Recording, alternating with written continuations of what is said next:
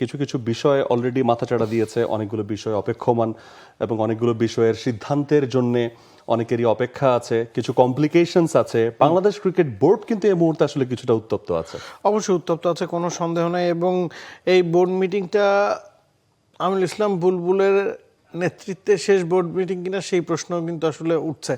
ইতিমধ্যেই আমরা জানি 3জন পরিচালক পদত্যাগ করছেন বিভিন্ন কারণে বিভিন্ন সময়ে, এবং নতুন সরকার আসার পরে আমরা দেখেছি বিভিন্ন ধরনের কথাবার্তা চলছে। ফারুক আহমেদ থাকবেন কিনা বা বুলবুল থাকবেন কিনা, দায়িত্বটা আসলে কে নেবেন, এখানে সরকারি হস্তক্ষেপ কতটুকু করা সম্ভব কিনা, এসব কিছু নিয়ে আসলে কথাবার্তা চলছে। তবে ক্রিকেট বোর্ড সব কিছুকে আসলে সবসময়ের জন্য উড়িয়ে দিয়েছে। সব মশার বিরুদ্ধে সুরক্ষা দিতে এলো বসুন্ধরা এক্সট্রিম অ্যারোসল, মশার বিরুদ্ধে এক্সট্রিম সুরক্ষা। যে এই ধরনের কোনো ঘটনা ঘটার কোনো সম্ভাবনা নাই, এবং আমিনুল ইসলাম বুলবুল ফিরবেন কিনা এই প্রশ্ন তো আসলে উঠেছিল। তিনি ফিরেছেন, তিনি তার কাজ করছেন, এবং আজকে বোর্ড মিটিং হচ্ছে যেখানে প্রায় 18-19 জন বোর্ড পরিচালক উপস্থিত আছেন। এবং সবচেয়ে বড় বিষয় হচ্ছে ডিপিএলটা কবে শুরু হবে। ডিপিএল খেলা নিয়ে ক্লাবগুলোর অস্বীকৃতি আছে, তাদেরকে কতটুকু মানানো গেল সেটা একটা বড় বিষয়। সামনে নিউজিল্যান্ড সিরিজ আছে, সেটা একটা বড় বিষয়। এবং একই সাথে মেয়েদেরও কিন্তু বিশ্বকাপ খেলতে যাওয়ার আগে শ্রীলঙ্কার সাথে সিরিজ আছে। তো এই বিষয়গুলোই কিন্তু আসলে উঠে আসার কথা। এই মুহূর্তে আমাদের সহকর্মী এবিল আমাদের সঙ্গে কানেক্টেড হয়েছেন বাংলাদেশ ক্রিকেট বোর্ডে, তিনি এই মুহূর্তে অবস্থান করছেন। এবং এবিল, আপনি নিশ্চয়ই এতক্ষণ আমাদের আলোচনাটাও শুনছিলেন, যে যে বিষয় আসলে এই মুহূর্তে খুব চাউর হয়ে আছে ক্রিকেট পাড়ায় বা বাংলাদেশ ক্রিকেট বোর্ডে, সেই বিষয়গুলো আপনারও অজানা নয়। এবং একটা কথা এটাও আমরা বলছিলাম যে এই বোর্ড মিটিংটাই আমিনুল ইসলাম বুলবুলের জন্য আবার শেষ বোর্ড মিটিং হয় কিনা, সেরকম শঙ্কা যেমন অনেকেই করছেন, বলাবলি করছেন। সেই সঙ্গে ডিপিএল ইস্যু, তারপর বাংলাদেশ ক্রিকেট বোর্ডের এই মানে সরকারি জায়গা থেকে আসলে তারাই বা কতটুকু কি করতে পারবেন, সব কিছু মিলে আপনার কাছে আজকে সারাদিন সেখানে কি খবর আছে এবং মিটিংয়ের কোনো আপডেট আপনি পেয়েছেন কিনা? মাহফুজ, আমি একটু সময় নিচ্ছি। সময়টা নিচ্ছি কেন, তার কারণ হচ্ছে লম্বা এই মিটিং তো এখনও চলছে। এখন পর্যন্ত অফিসিয়ালি যেহেতু কিছু জানা যায়নি, তবে আনঅফিসিয়ালি বা যত আপনি যেটা বলছিলেন যে গুঞ্জন, ইনফ্যাক্ট আপনারা যেটা আলোচনা করিয়েছিলেন যে Dhaka premier division cricket league, যে ক্রিকেটারদের রুটি রুজির সবচেয়ে বড় যে উৎস, তা যেন ঠিকভাবে হয়। যেহেতু ক্রিকেটারদের মনেও একটা ক্ষোভ আছে যে বিপিএলটা আদৌ ঠিকভাবে হবে কিনা। তবে যতদূর জানি যে 8 তারিখে যে বিদ্রোহী যে ক্লাবগুলো রয়েছে তাদের সঙ্গে আবার বসার কথা, কিন্তু ক্লাবগুলো আদৌ বসতে চায় কিনা সেটাও একটা প্রশ্ন। তো ডিপিএলটা যেন ঠিকঠাকভাবে আয়োজিত হয়।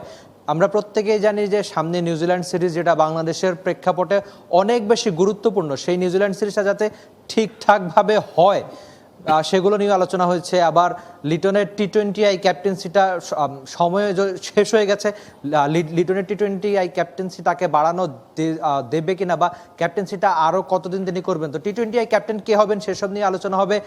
নারীদের বিপিএল এর একটা প্রসঙ্গ উঠেছিল, নারীদের বিপিএলটা ঠিকভাবে আয়োজন করা বা কেন পিছিয়ে নেওয়া হয়েছে সেটা যেন সময় মতো আবার শুরু করতে পারে, সেই চ্যালেঞ্জটা। সামনে ইংল্যান্ডে নারীদের টি-20 বিশ্বকাপ, যেটা বাংলাদেশ অনেক কষ্ট করে সেই স্থানটা পেয়েছে যে সরাসরি টি-20 বিশ্বকাপ খেলতে পারা, তো সেই বিশ্বকাপের প্রস্তুতি যেন ঠিকঠাক থাকে সেসব নিয়েও আলোচনা হয়েছে। তো সব মিলিয়ে লম্বা এই বোর্ড মিটিং কখন শেষ হবে, যতক্ষণ আমি এই লাইভটা দিচ্ছি এখন পর্যন্ত শেষ হওয়ার কোনো নামগন্ধ নাই। প্রেস কনফারেন্স রুমে অবস্থান করছি, যখন শেষ হবে সেটা 10টার দিকে বা 9:30টার পর যদি শেষ হয়, তখন হয়তো অফিসিয়ালি যদি বিসিবি থেকে কিছু জানানো হয়। আর সবচেয়ে যে গুরুত্বপূর্ণ সিদ্ধান্ত, যে আমরা জানি যে এখন পর্যন্ত 3জন বোর্ড পরিচালক পদত্যাগ করেছেন, তো তাদের এই পদত্যাগের কারণ, ইস্যু সব কিছু নিয়ে আবার গুঞ্জন রয়েছে যে আরও কয়েকজন বোর্ড পরিচালকও পদত্যাগ করতে পারেন। মাহফুজ আলম। এমিল, আপনি বলছিলেন যে 9:30 10টার কথা, এখন বাজে মোটে 6টা। মিটিংটা আসলে শুরু হয়েছে কখন, এবং অনেকগুলো ইস্যুর কথাই আমরা আসলে আলোচনা করছিলাম। বোর্ড মিটিংটা আজকে ম্যারাথন হতে যাওয়ার কারণ আপনার কাছে কি বলে মনে হয়? সাংবাদিকরা আসলে কি বলাবলি করছেন সেটাও একটু জানতে চাই। এবং যে 3জন বোর্ড পরিচালক পদত্যাগ করেছেন এবং অন্য কেউ যদি নাও করেন, তাদের জায়গায় কি আসলে নতুনভাবে রিপ্লেসমেন্টের কোনো বিষয় নিয়েও কি আসলে কথাবার্তা চলছে কিনা?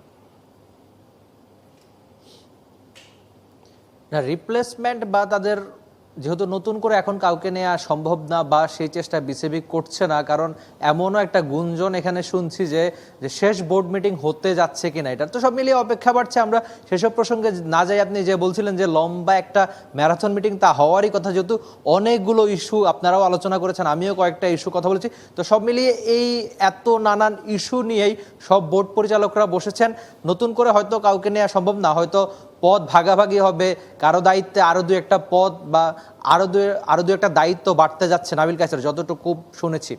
এবং বোর্ড পরিচালকদের মধ্যে অনেকেই আছেন যারা সংবাদ মাধ্যমে বা প্রেসে মিডিয়ায় নিয়মিত মুখ, আবার অনেকেই আছেন যারা হয়তো খুব বেশি স্পোকসপারসন না।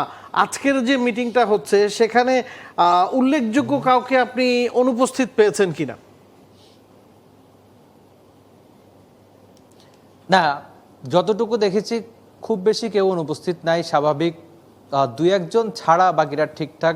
বিশেষ করে যে ইস্যুগুলো নিয়ে যখন আলোচনা হবে সেই ইস্যুর জন্য যারা দরকার, আপনি ওই রুবাবাদৌলা বা বাকি নামগুলোর কথা, আসিফ আকবর থেকে শুরু করে বিসিবির মিডিয়া ডিপার্টমেন্ট কমিটির চেয়ারম্যান প্রত্যেকেই ছিলেন। হয়তো দু একটা নাম বাদ রেখে আমি বাকিদেরকে বোর্ড মিটিংয়ে দেখেছি। নাবিল কায়সার, সবচেয়ে চাউর হওয়া ইস্যু কোনটা এবং সেখানে কি কি আলোচনা চলছে, সম্ভাব্য কোন কোন বিষয়গুলো আসলে বলা হচ্ছে? দর্শকরা কিন্তু সেই জায়গাগুলি আসলে এমিল জানতে চাচ্ছে আপনার কাছ থেকে, যদি আরেকটু আমরা জানার চেষ্টা করি।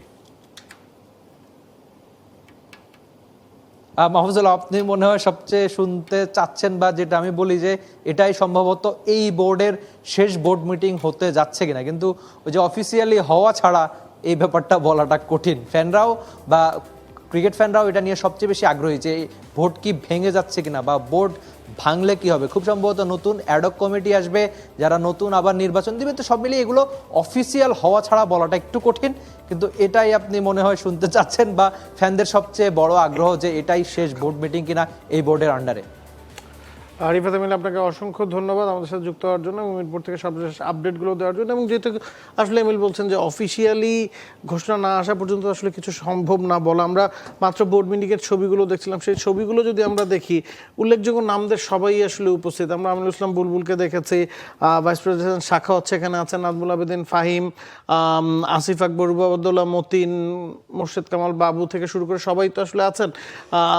কি মনে হয় আসলে শেষ বোর্ড মিটিং হতে যাচ্ছে কিনা, এবং ডিপিএল এর সুরাহা না হলে এই বোর্ডের কার্যক্রম কি আসলে ডিফিকাল্ট হয়ে যাবে কিনা? No doubt BPL one of the বাংলাদেশের টপ ফ্র্যাঞ্চাইজি লিগ, সেটাতে সবার আকর্ষণ থাকে। তবে ক্রিকেটারদের জন্য ডিপিএল খুব ইম্পর্ট্যান্ট।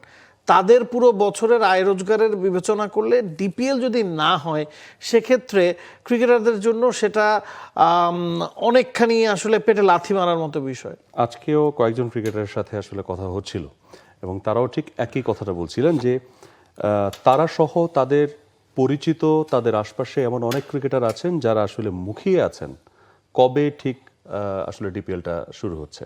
কারণ এটা ছাড়া তাদের কিন্তু পুরো বছরের মানে রুটি রোজগারটা তারা এখান থেকে উঠিয়ে নেন। এই বছরের ডিপিএল কি আর হওয়া সম্ভব মাহফুজ? ইটস বিকজ আমরা সাধারণত দেখি যে রোজার সময় ডিপিএলটা শুরু হয়ে থাকে, রোজা শেষ হয়ে ঈদ পার হয়ে গেছে, আপনি ডিপিএল চাইলেই কালকে ঘোষণা দিয়ে পরশুদিন মাঠে নামিয়ে ফেলতে পারবেন না। বিকজ এটা অদম্য টি20 কাপ না, বা এনসিএল বিসিএল না যেখানে আপনি 4টা দলে প্লেয়ারদেরকে ভাগ করে দিলেন, টুর্নামেন্ট নামিয়ে ফেললেন।